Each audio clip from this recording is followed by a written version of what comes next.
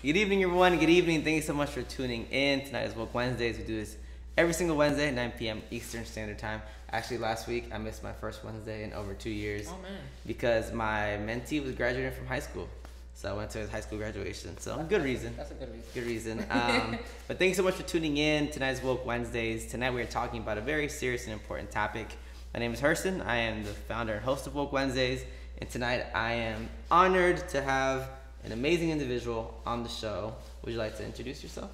Yeah, sure. So this is my second time being here, so I am back again. I'm very excited to be here. So my name is Siobhan Henry. I'm an MFT, a marriage family therapist. I am the CEO, founder of Mindful Discovery Therapeutic Solutions from the UK, living in sunny Florida.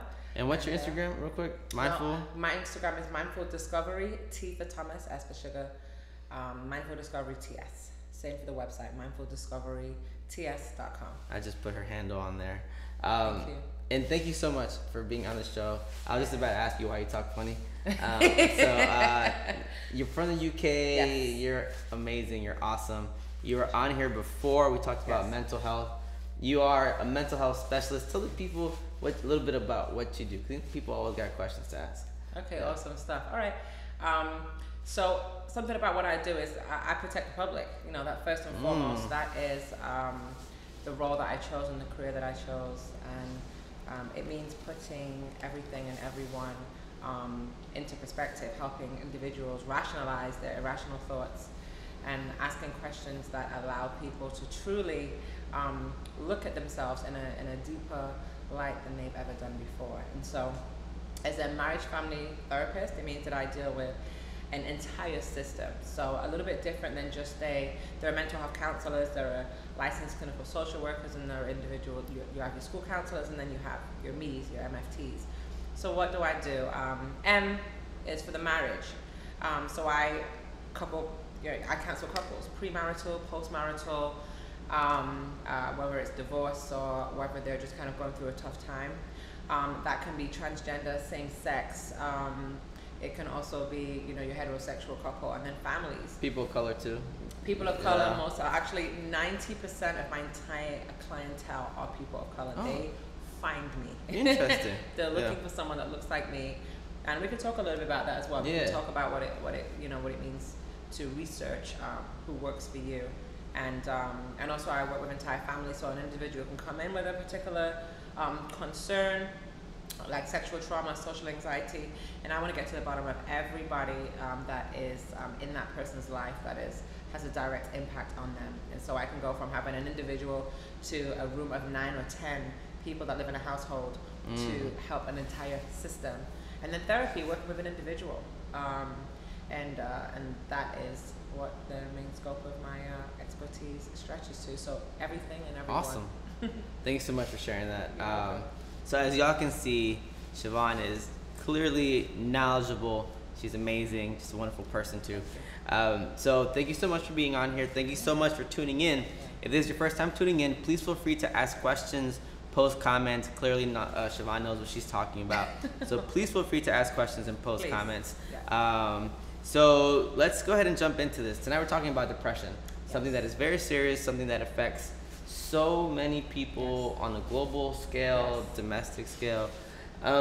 So what is depression? We were talking a little bit about before the show that it's kind of a word that is just tossed around very easily. So has anyone here ever heard of the word, dealt with depression maybe? How do y'all define it? And how do you define it as a mental health specialist? Sure. So I'll go first. So one thing I want to do is I want to make sure that I have a very humanistic approach. And so I don't always want to throw out clinical terms because, of course, unless I'm psychoeducating a client to understand the depths of what's going on, I try to speak in, if you will, layman terms, and speak in a way that you're able to connect with. So when I think about depression, depression to me is the biggest, most inclusive club in the entire world. Everybody can be a part of the club of depression. But depression is so smart in the way that it is inclusive, that it will make you feel that you're the only person that is a part of this club. So you'll be in a club and think that you're the only one in the club, and you're the only one that feels how you feel. And that's what depression really signifies. that you're alone when in fact you belong to an entire tribe filled with people. And depression is actually the biggest, dominant, most diagnosed mental disorder in the entire world. Oh, wow. There are over 3 million cases that are diagnosed every single year, and I believe right now we're at about 17.1 million cases that were diagnosed collaboratively in the last 5 years alone. So wow. that is how big depression wow. is, and people don't realize it on a daily basis. Goodness. So how, when we think of depression, we were Yes. talking a little bit earlier about this kind of levels to it. Yeah. So if we kind of gave a broad definition, what is depression? What is it at a Sure. broad level? Depression is really a dysregulated mood disorder. So depression is something that affects your mood. Depression is something that affects your daily activities. It can affect you in the way that you are functioning at work. It can affect your appetite. You can feel on top of the world one moment and totally be in a dark place, feel that you're kind of traveling down a dark tunnel at any given moment in time, and feel that you're being embraced in this dark tunnel. And depression, more often than not, true levels of depression normally come with thoughts of suicide. And when you are on a severe spectrum of depression, suicide will want to have a conversation with you and want you to think about wanting to be in an inclusive place that allows you to step away from everything and everyone because you are feeling that your mood has told you that you simply just can't move to another place. Now, you can have depression for anywhere from 1 month, and you can have something called persistent depression disorder. Persistent depressive disorder is someone that can have that dysregulated mood disorder, but they feel themselves going in and out over a long period of time. So if you felt this way for over a period consistently for 2 years, that is when we would say that you would have a persistent depressive disorder, because people can function in dysfunction and have depression for a lifetime. So is that the same thing as I've heard people say chronic depression? Is that kind of the same thing? More often than not, yes, but chronic depression, I believe, would really come with a lot more aggressively, and so your symptoms would be heightened, and of course that's where you would, then start thinking about being in a place where suicide would want to take over, and you would not want to get out of bed, and you would not want to eat, and you would not want to function with your regular daily social circle. Okay. So before we have a lot of comments and questions already. Before we get to them, I just want to ask you something real quick. So you said one thing that just kind of stands out is suicide. If people are not experiencing that they want to commit suicide, can they still be depressed? Yes, absolutely. Remember that depression is a dysregulated mood disorder. So depression is something that affects your mood, affects how you function on a day-to-day basis, affects the way that you socially want to interact with your family members, affects somatic bodily symptoms. You do not have to have thoughts of suicide, although thoughts of suicide, if you are on the severe spectrum of depression, would be persistent with the disorder. You cannot have suicidal thoughts and still be experiencing mild depression, acute depression. Acute depression is something, you having that for a month.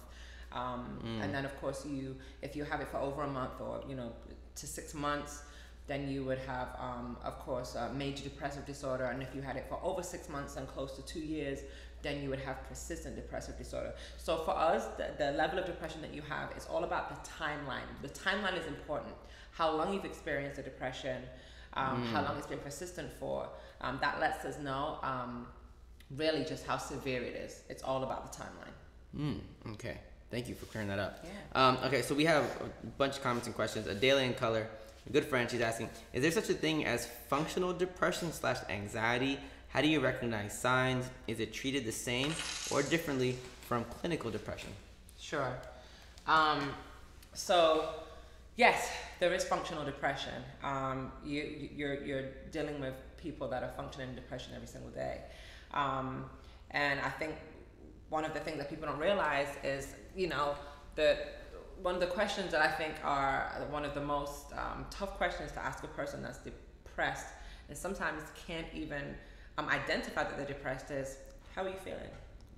And or how you doing? And the person feels kind of pressured to kind of say, yeah, I'm fine. Because people that have depression are some of the smartest people we know, because they have not only convinced themselves, but now they have to convince you and everyone else around them that they are doing okay. And that is exactly how you are functioning in dysfunction, because you are playing the game of putting on that mask, of putting on that face. Ultimately speaking, at work, you're taught to not show emotions at your job. You don't want to lose your job, and so you're kind of playing this game with yourself to the point where you even start to believe it. So absolutely, you can function in dysfunction. Wow. Yeah. Thank you. Isabel is saying, depression to me is when you are not feeling like your normal self. You are always feeling down, and that no one understands you. Do you kind of agree with that? So we have to be we have to be careful with what depression really means, because depression means different things to different people.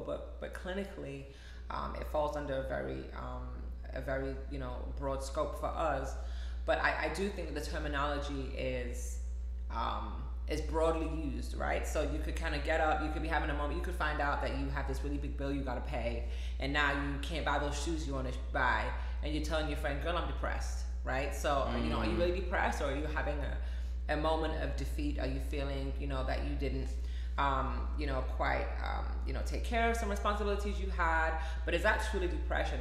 If you're feeling down all the time, if it's affecting your social circle, if it's affecting you wanting to get out of bed, if it's affecting your appetite, if it's kind of affecting the way that you view yourself, the way that you kind of want to get do or don't want to get dressed in the morning, don't want to go to work, then yes, now we have to get adequate help. Now we have to look into that. But if it's just a passing feeling of life, because life is something that we have to learn to juggle every single day. We have to understand that rejection is real in life, right? Every time we get rejected, every time we do something wrong, every time we make a mistake, that doesn't mean that we're necessarily depressed, because these are things that we have to deal with on a daily basis, every single one of us. So we have to define, is that depression, or are we just simply living life? Naya is saying, I've dealt with depression, and it's not like, oh, I can't go outside. I would be doing things with my friends, things and activities I love. I would find myself feeling low on energy, and sometimes even faking the joy I would share. Elizabeth saying, severe depression can even lead to manic depression. Yeah. What is that? Okay, so manic. So so depressive disorder and bipolar disorder. So and they kind of go hand in hand, because bipolar disorder is when you have dysregulated mood, but you can also have a manic episode. So let me explain. So a lot of people think that bipolar is just when someone's happy one moment and sad the next moment. That's another term that's just thrown around. Right, it's another term that's just thrown around. Right? Oh, that person's bipolar, right? When that may not really be it.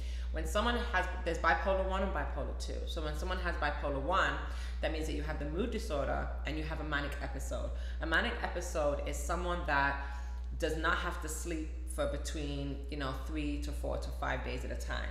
It's someone that does not realize that they are impacting their social life and their regular life in such a way that they'll get up, they'll go and buy a car tomorrow, they'll take a flight to Vegas tomorrow, they'll gamble their whole life savings tomorrow, they will cheat on their wife, and they won't even realize that they're having this manic episode, because it's affecting everything and everyone around them. They won't show up to work, they go on a drug binge, they don't even realize what's going on. That is a manic episode, and then 7 days after, they kind of wake up like, okay, what happened? What are you talking about? Did I really do that? Did I really say that? I really did those things? I really spent all that money? That is a manic episode. Bipolar 2 is when you have that dysregulated mood disorder, and now you have that hypomanic episode. So it's not as bad as bipolar 1. What's happening is that you are not impacting your social circle. You're having that manic episode, but it's so mild that no one else around you is able to know that it's happening, because you're not really socially affecting everybody around you. And so that is really the difference. And so having a manic episode with depression, you can have those features, but then we would kind of be moving over into bipolar if you was having mood disorder and a manic episode. So that wouldn't just be depression. Wow. Okay. So now some people think that something like traumatic has to happen in order for you to become depressed. Is that true, or can it be something else that could just kind of trigger it? It doesn't have to be something traumatic, does it? It doesn't necessarily have to be something traumatic that triggers depression. So that's not something that is necessarily true. It can be small things that have continued to pile up over the lifetime of you having this disorder, right? So sometimes people find it hard to know exactly what is causing the depression. If people could figure out what was causing the depression, then they'd know who to talk to or where to go in order to focus on that one issue to be able to find a remedy. But a lot of times people can't actually pinpoint what is creating the depression, and sometimes it takes a lifetime of stacked events, some big, some small, that continuously allow you to keep adding to this snowball effect and this pile of what depression really means. And so you can have small events that happen that continue to trigger you through depression, but it doesn't have to be something life-changing. It can, individuals leave home, go to college, and find that doing schoolwork and homework and just having that change, that adjustment in itself can change some bodily functions and cause them to be depressed by living a different lifestyle. But then we could also call that adjustment disorder. So I don't want to get too confusing, but there's so many different ways and different diagnoses that we can equate to different thoughts and feelings. And I think, yet again, depression is the first place that we go to connect that to everything that we're feeling in the moment. When if we were to see a mental health professional, we would get to the bottom of what some of those things really were. Naya is also saying that one can have both depression and anxiety, I guess, simultaneously or at the same time. Absolutely, yeah. You can have depression congruent with panic disorders or with anxiety, absolutely. And anxiety is something that, or panic disorders, because people also can be having panic disorders and feel like they have anxiety. But yes, absolutely, Naya. Those two things can happen in conjunction with one another. But that is just yet again, that smart part of depression, allowing you to think that you're the only person that thinks and feels that way, and is leading you to that dark place and in that dark tunnel. That anxiety is in there with a big hug, waiting to greet you and letting you know, hey, welcome, this is where you want to be. You want to be in this dark place. It's just you and I, let's just stay here. It wants to convince you that you are the only one that's functioning. And just to kind of touch on anxiety just a little bit, since you brought it up, Naya, I know it's kind of the second time you said it, so I want to pay attention to that. Anxiety, if you look at anxiety, I always tell my clients, give anxiety a name, because you are not your anxiety. Your anxiety is like a child that is having a tantrum. Your anxiety wants something. So we have to figure out what your anxiety wants. It's acting out. So once we can pinpoint what it wants, sometimes it doesn't want you to have confidence to speak. Sometimes it doesn't want you to have confidence to go out in public places. Sometimes it wants you to feel that you can't connect with anybody around you. But why is that? And so I like to give anxiety a name to make sure that you know it's an external thing that is not you. It doesn't consume you, so that you're able to control it. So when someone is able to identify that maybe you're having that anxiety attack or a panic attack or something, doesn't kind of seem like you at that present moment in time. Let's say that you call it mask, and they're able to say, Mask, is that you? That's not you, Naya, right? That's you, Mask. Is Mask here right now? And you're able to say, yeah, Mask is here right now. And we can get a grip on that. So just wanted to kind of touch on that since you brought it up. Oh, I never thought about it that way. Thank you for sharing that. So we have another question from Fish. So if you are, I see a lot of new people just joining us. Please feel free to ask questions and post comments. We have Siobhan. She is absolutely amazing, just dropping gems and knowledge. Mental health specialist. We're talking about depression tonight. Naya said thank you. You're welcome, Naya. Fish is saying, so if you're the type of person that represses their feelings, are you more likely to suffer from depression? Absolutely. Yet again, as I've mentioned a few times before, I really want, for the new ones that just joined, that potentially missed the way that I defined depression earlier on, is I had said that depression is the #1 diagnosed and also misdiagnosed mental health disorder in the entire world. People at work. The #1 diagnosed and misdiagnosed? Oh, absolutely. Because people sometimes aren't able to identify that they actually even have depression. They know that they have a mood dysregulated disorder. Sometimes people will say, what's wrong with you? You're so rude, you're so mean, and don't even realize that someone's experiencing depression. And so depression is, as for the newcomers, the most inclusive club where anybody in the world can join, but it's the most smartest club because it allows you to feel that you're the only person that has a membership in this club that feels the way that you feel. And so depression can allow you to not think about your feelings and allow you to think that you're alone. And that's when suicide can creep in. And for those people that think about suicide, you know, my main question to my clients are, do you really want to end your life, or do you want to end the way that you're feeling? Because a lot of times people will tell themselves, you know, I don't really want to be here, I don't want to feel like this. So do we want to end the feeling? Do we want to find a way to stop how you're feeling, or are you really saying you really want to end your life? And more often than not, what people are saying is, make this feeling go away. Help me make this feeling go away, which means that they want to be here, but they want those feelings of hopelessness, those feelings of, you know, kind of guilt, and those anxious feelings disappear. And so we really want to make sure that we define the difference between the two, so that we can find, you know, what we can hold on to, and those support systems that allow you to stay grounded. Wow. Yeah, thank you for sharing that. Yeah. Real quick, if you're just tuning in, your Instagram handle is also at Mindful Discovery. What was the T for? T for, well, that's the therapeutic solution. So Mindful Discovery Therapeutic Solution. But you said T something and then S for sugar. T for Thomas, S for sugar. Yeah, T for Thomas, S for sugar. I remember that. So Siobhan is absolutely amazing. Thank you for being here. We have another question. How do you avoid? Well, so before we get to this question, Don Curel, I do want to ask you. So we talked a little bit before the show how some people will be dealing with all these things, but don't know what to call it, or sometimes are scared to call it depression. What do you kind of do with the person who is kind of going through that? Like, they feel like their mood is down, always down, or there's some irregularities, but they're scared to call it that because depression is also very much stigmatized. Right. So what do you kind of do? What do you kind of tell a person like that? Sure. So let me clarify with you. So do you want to know what I would tell a person like that as a therapist, or do you want to know what I would tell a person like that as a friend? Okay, so I want to get to that. Okay. Because sometimes friends think they're therapists, and we're gonna get to that. Okay, you beat me to it. But as a therapist. Okay. As a therapist, yeah. Well, so as an MFT, as a marriage family therapist, you know, sometimes some individuals may or may not need medication, and just to kind of help them take the edge off. And so when I explain that, you know, my number one handle in the room with my clients is really to educate my clients, right? So it's all about educational standpoint. I don't ever tell my clients anything, really. I'm there to listen to them. I always tell them, when you show up in my room, you're my boss, I work for you, right? But it's so important that my clients do not become their diagnosis.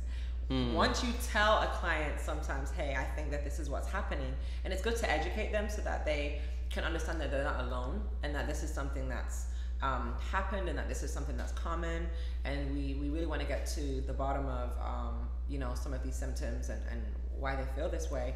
But we never want to stigmatize them by saying, hey, this is who you are, this is what you are, so that they start to become, if you will, obsessed with the diagnosis, and then start to actually fit in more and more with you know, the pieces and moving parts of their diagnosis. And that happens so often. And people are like, yeah, I'm depressed. You know what depression is? You know, you feel this and you feel this, and then you start to tell yourself that that is who you are. So I'm very careful about, quote unquote, telling people that. We talk, we rationalize those irrational thoughts, and we make sure that we work around you know, the times when they feel that this feeling, these moods are heightened or dysregulated the most, and we work on things that they can do to you know, stay upbeat, or a safety plan. You know, who can they call when they're at the lowest moments if their therapist is not available? But I never tell anybody anything in reference to that. So let's ask you this question then, from Don Curel. How do you avoid depression, and how do you combat anxiety? Sure. It's a loaded question. Yeah, that is a very loaded question. Yeah. So if I knew the perfect answer of how to avoid depression, I would still be here on this podcast, on this channel today. I appreciate you. Right? I appreciate you. But if I knew the overall answer, I would be a billionaire. And so catch me. So how do you really avoid depression? Well, one thing that you do is you learn to live with it. You don't really avoid depression. What you do is you face it head on. And do you think everybody has it? Do I think everybody has it? That is a very loaded, broad question. I do not think everybody has depression. I think everybody has access to depression. I don't think everybody lives in depression, because we make active choices. We choose to or we choose not to, right? And so once you're educated and once you understand that you have ultimate control, the mind is a very powerful tool. It is the computer that you know, when we boot it up, it controls everything that we do. But everything that we do is a choice. Unless you really have a mental disorder that needs a medication, if you're not able to work through talk therapy with it. But yet again, it's something everyone has access to, but it's not something everybody experiences. So Isabel is saying, I am that person who represses their feelings. There comes a point where where your mind can no longer take it, and once you face it, that's when it brings you down and you don't know what to do. So I guess, how do people work on maybe not repressing their feelings? Sure. So I'm going to tell you as a friend, and I'm going to tell you as a therapist. See a therapist. See a mental health professional. You don't have to do it by yourself. If you were skilled in knowing how to not feel the way that you feel, then you would not have to tell us tonight the things that you've been fighting with ultimately for a long time. So Isabel, talk to a mental health professional. There are so many different ways that you can access them, whether you do or don't have insurance. That will not necessarily burn your pockets. But I love the fact that you said that you are trying to face those feelings. Write that down. You are able to reauthor your story at any given time. You know, think about what your depression is telling you. It's telling you to think a certain way. It's telling you to feel a certain way. It's telling you that you can exist in this really deep, dark, unloving place. And that might not be true. You have a tribe. You have an entire community out there. I want you to live in your feelings. Don't live in your feelings. Your feelings have a very smart way of allowing you to feel that you deserve what you're feeling at that moment in time. But once you realize that there's a whole community out there that think and feels just like you, you'll realize just exactly how easy it is to become a part of that inclusive team and that community, but to be able to repress some of the feelings that are trying to oppress you. Wow, thank you. And that a lot of college students especially, you all have access. You're already paying for mental health specialists. Yeah. So you already have access to it as part of your tuition, part of your fees. So please feel free to go see a therapist. Like, I'm pretty sure I don't deal with depression, but I still go see a therapist once a month. Oh my gosh, I have a therapist. I saw my therapist last week Monday. I was so excited to get there. I think I was more excited than she was to show up. It's so important for you to have balance. And the reason why I think seeing a therapist is so important, because everybody around you, your family, your friends, they have an interest in you. They already have an investment in you.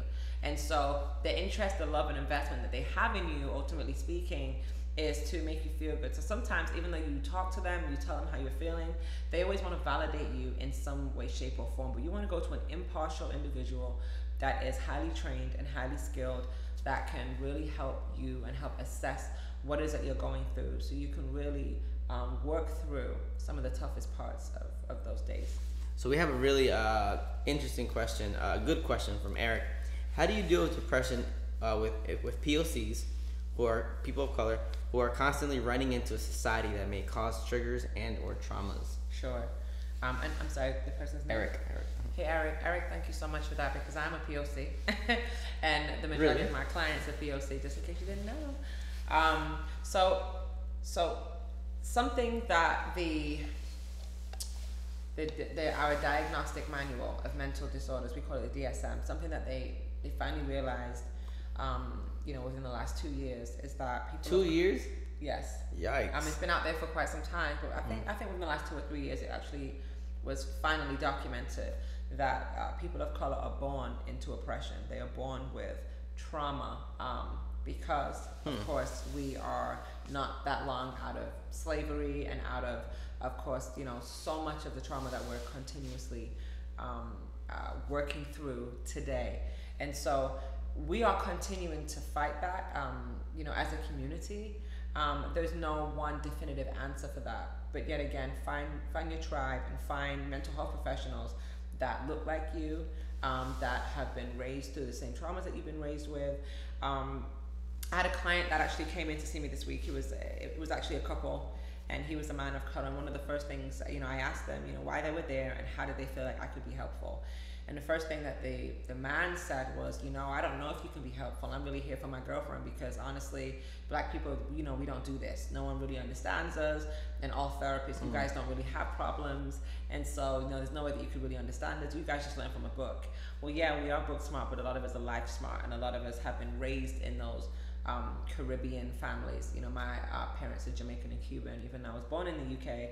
And so, the things that I'd heard about before I was taken back to my respective, country of origin, was, that this third world country, and before things became westernized, it existed, and the things that existed.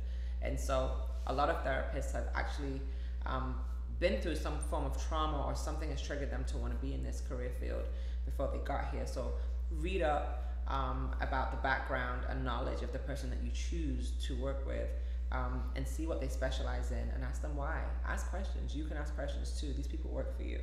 And so become the author of who you hire and why. Well, Eric has another question. Eric said, how do you think gender differences affect depression and your thought on depression in non-binary, trans, and non-cisgender people being diagnosed with gender dysphoria rather than symptoms like other people? Sure, awesome. Thank you so much, Wow, Eric. that's a tough question. It is a tough question, but Eric, you know what? I'm the one for the job, so I appreciate it. So I've got one word for you that just came to mind with everything that you just said, and that one word is called society. Because society, and the people that live within the society, and religious and people that follow religious and kind of spiritual followings, a lot of them have predetermined what they think is and isn't normal, when we don't get to make the decision of what is and isn't normal. And therefore there is internalized homophobia. There are individuals that have gender dysmorphia because they feel that they don't belong, because some parts of society have allowed them to feel that way. But that is my job to, for those that have just joined, protect the public. A mental health professional or a therapist's job is to not worry about what their own particular thoughts and feelings are. It's to protect the general public.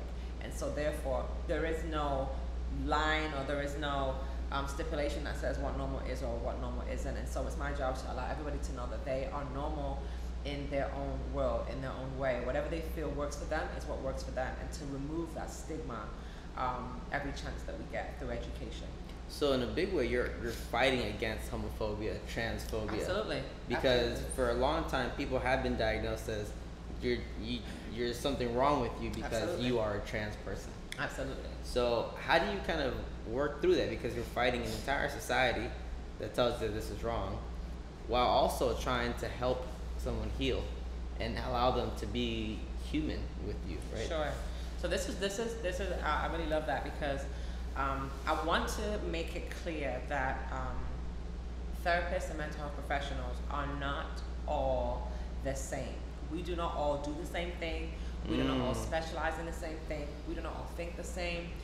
The different types of therapy that exist are, it's almost like a tree. And a tree have branches, and branches have leaves. Those would be so many different ways that we can administer therapy. I work from 3 different dynamics. One is solution focused. That means that I don't focus on the problem, I focus on the solution. I know it sounds a lot more simple than it is, but every time we think about something that traumatizes us, we re-traumatize ourselves. Every time we think about it, talk about it, continuously bring up something that's hurt us, we're reliving that moment again and again and again. And so we need to figure out ways to do more of what makes us happy and less of what traumatizes us all the time.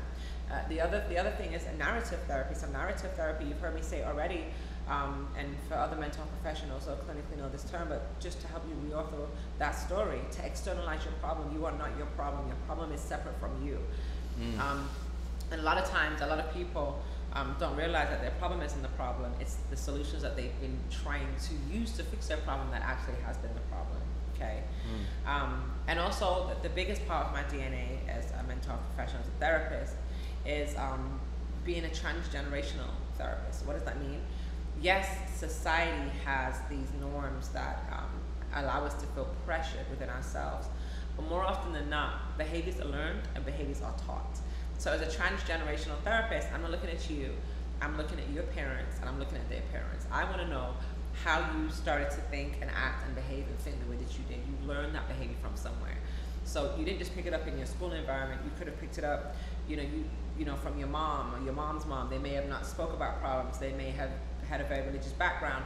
Maybe you weren't able to be as expressive in your family, but somewhere along the line, there are some behaviors that are showing up in you in the way that you think and feel, and that has been passed down to you through generations.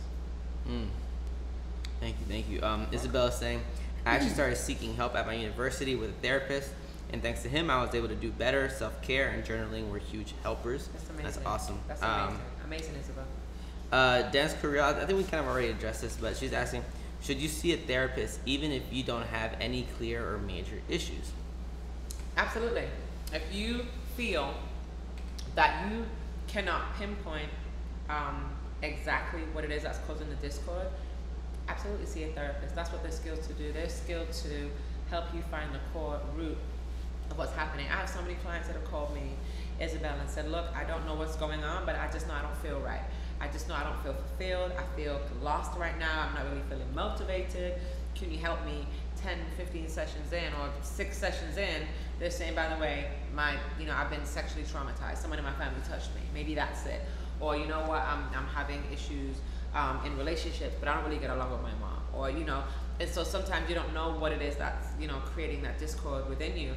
But that's why you talk to an impartial individual that is not already invested in you personally, because they can, of course, lead you to some of those innermost, deepest thoughts.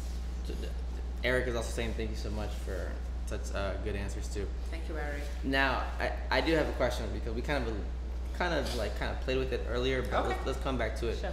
So sometimes people think that their friends are therapists, or their friends should be their therapists, or maybe they just confide in a friend, and the friend now feels a type of responsibility to be this person's therapist, because they're their friend.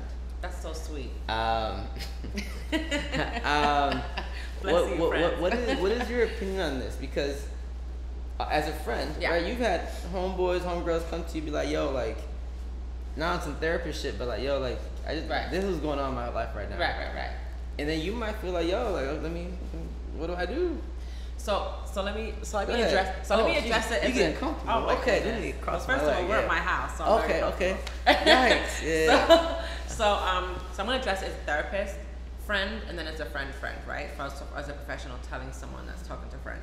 First and foremost, as a therapist, I'm also friends of people, and I cannot tell you how many times they just feel like they just have this free access to a therapist 24 hours a day, 7 days a week.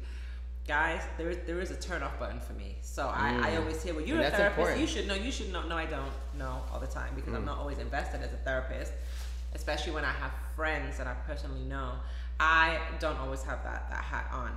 But one thing that I will say is that sometimes when you have someone that is just venting to you, that is sometimes just one of the most dangerous acts, because when you're allowing a friend to vent to you about all the problems they have without telling them, hey, look, this is really serious, you should really talk to somebody. Sometimes you don't realize that all types of communication are communication. Sometimes you're just nodding your head and saying, okay, Sometimes you're validating what they're feeling, and sometimes that can even put them in more of a spin. And so, we really have to be careful that allowing people to just vent. No nodding. No nodding, no swaying, you really want to, if you really care about individuals that you think have a very serious problem, you really want to try and guide them in a place that would help them. If you had a friend in the middle of the night whose car broke down and you couldn't figure out what it was, I doubt that you'd start calling just any and everybody, just to let them know what happened to the car. You would want to call a professional, AAA, someone that could go out there and actually fix the problem, right? If you would do that with a car, you want to do that with a human being, because without your friend and the way that they function, everything else shuts down. So you want to make sure that no matter what, that you are caring about them by telling them to get help. That's the best thing you can do as a friend. Now, not everyone has access to a therapist, right? Okay. Whether it's economically or they think they don't have access. So there are like low income kind of ways absolutely, to get access to a therapist. So here's the beautiful thing. So yes, if you are a student and you're already paying for that health insurance, you probably don't even realize it. A lot of schools and universities, which is the way that kind of I was trained, have programs. So my school I went to in the States, right here in Fort Lauderdale, was called Nova Southeastern University. I'm a shark. I'm very proud of it. Yikes. Whatever. Yikes. So we have some of the biggest therapists, doctors that have come out of therapist programs all over the world: Texas, the UK, Argentina, Italy. And I want you to know that they have something called reflective teams. So a lot of the time you can be seeing a therapist on a sliding scale program. So we would see families from court for reunification, with their children, divorcees, sexual trauma, you name it. And sometimes they'll be paying as low as $5 a session. Wow. Because one, even though you have training therapists or therapists that are already licensed, but are going for their doctorate and things of that nature, but you're already with other licensed therapists, so they're always someone there to guide the session, but you're getting the help. Oh, wow. Meanwhile, other people are being trained. What's that called again? So that's called. So just as a resource, that's also Nova Southeastern University. It's called Brief Therapy Institute. But many universities that train therapists and psychologists and mental health professionals, normally they have to train. And the way that they train is by being interns, but they train with a licensed individual. And so you have access to all of these different schools and programs where you have a plethora of licensed individuals that will be there to help assist you through that. And of course, with myself, I work for myself. I have my own private practice. I work with an amazing team. We do something called sliding scale. Guys, if you don't have insurance, just say so. A sliding scale means that a therapist has the ability to, based on, your specific needs, work with your income, with your financial income. Yes, I like to be paid for my skill set. Absolutely. I don't work for free. But I do have something called a sliding scale that helps the average student, that helps the single mom, that helps the single dad, that helps, the unemployed individual that only works part-time right now. So yes, remember, it's the help that's most important, and it's not always about the dollar, right? You don't have to see a therapist every week. If you can only afford once every 2 weeks, once every 3 weeks, a therapist will work with you. We would prefer you to get the help than not get the help. We are available for you, and we're there for you. All you have to do is simply ask. Closed mouths don't get fed. Okay, now. And I love what you're saying about how pleased to get therapists. Like, I had a situation one time where a student was talking to me about an experience, and I didn't feel equipped enough to handle that. I was like, whoa, I can't do this. So I asked if it was okay if I could walk with them to a therapist. So sometimes, being a good friend, you may not have all the answers, but you can help them Google a therapist. Yeah, absolutely. You can go with them to a therapist. You can drop them off at a therapist. You can wait for them at the office, whatever. I did that with the student. We chilled out. I waited till they were finished, and then they started going by themselves. So you may not have all the answers, but you can still help in some support. Yeah, absolutely. Support, absolutely. And back to kind of one of the questions we had earlier, you can definitely go see a therapist, like you were saying, if you don't think you're dealing with any type of major issues. Like, sometimes I go to see a therapist and not really say anything. It might be like a 2-minute session. Okay. And I'm just here just to, what's up? That person, anything going on? Just to check in. Just to check in. Okay, anything going on? I'm like, no, I'm chilling. People check in at church. They like to go to church every single week. They do that mental check-in. They just kind of have that, great uplifting service and sermon, and sometimes that's enough to help them for the entire week. Whatever works for you.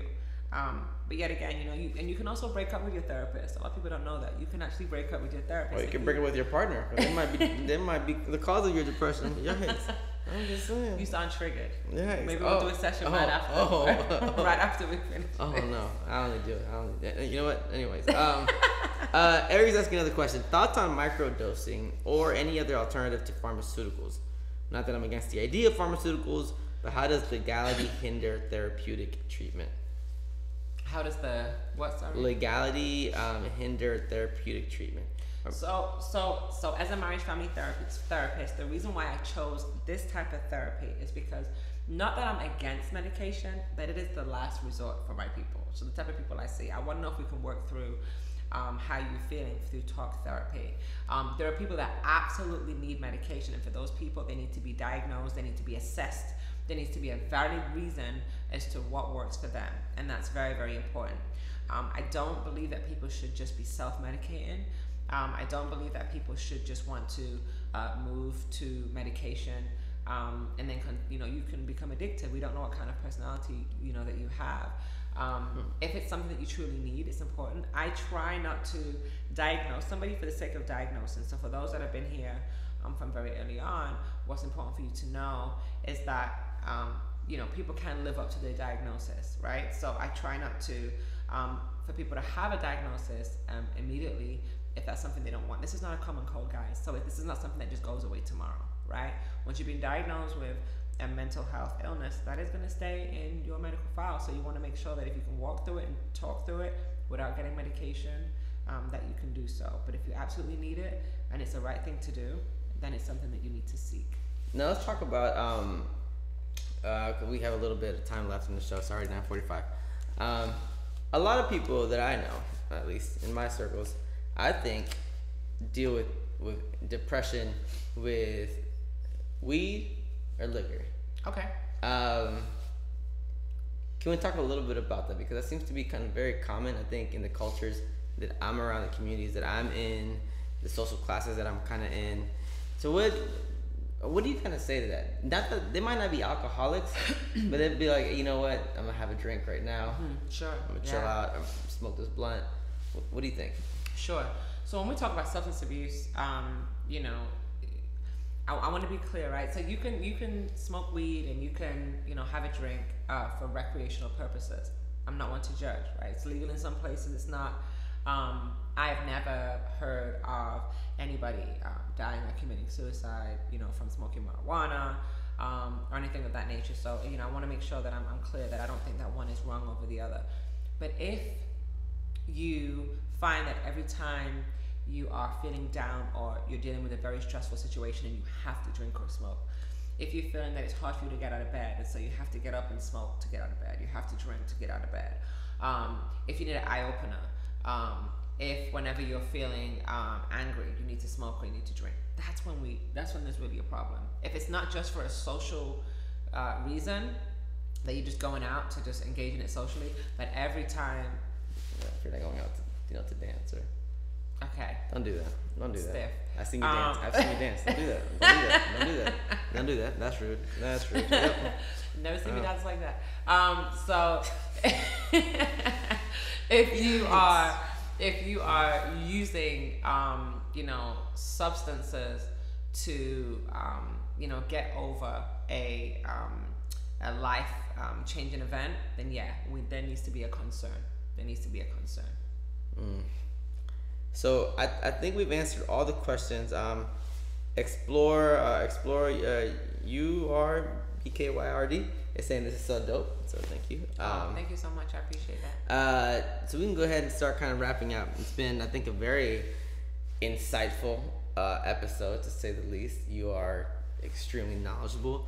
I think you answered every single question that people had. I think these are very real questions that people think about oftentimes and maybe don't feel in the space that they're maybe it's comfortable enough to share these questions.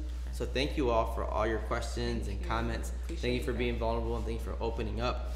So what would you kind of say to somebody who is maybe who deals with depression, who is maybe new to depression, thinking about depression?